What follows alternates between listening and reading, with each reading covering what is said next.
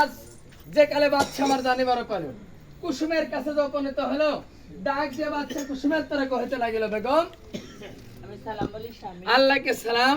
বেগম আজ তোমার কথা লাগে ভালো, সত্যি করে বলো তোমার বর্ণ কেন কালো? ও স্বামী শোনো না, বর্ণ আমার কালো হয়ে গেল। ও স্বামী শোনো না, বর্ণ আমার কালো হয়ে গেল।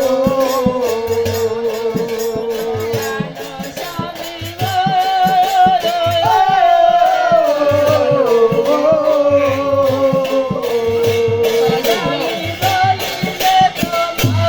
স্বামী শোনো না, বর্ণ আমার কালো হয়ে গেল। স্বামী শোনো না,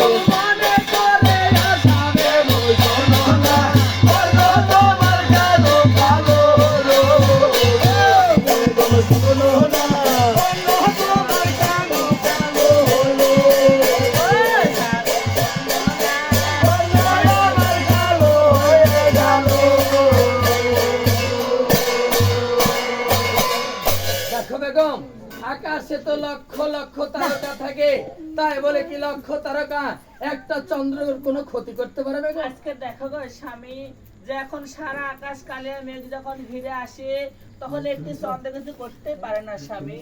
আমি বুঝতে পেরেছি বেগম, ওই দাসীর প্রতি তোমার ভরসা হচ্ছে না, তোমার প্রাণে ভয় যাচ্ছে না, না জানি কোন সময় কোন দশা তোমার জীবনে ঘটে আসে।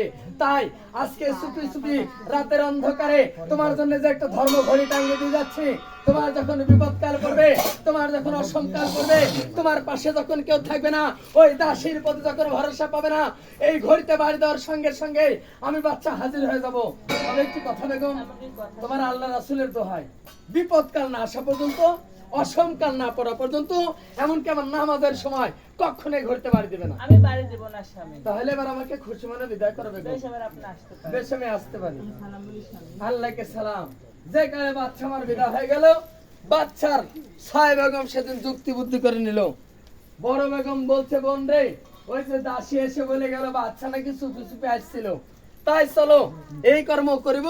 কুসুমের মহলে কি কোনো গুপ্ত ধন রেখে গেছে, তা আমরা কয়েক বোন মিলে খোঁজাখুঁজি করবো। আমি লীলবতী নীলা পূজা করতাম, ওই সতীনের গর্ব নিপা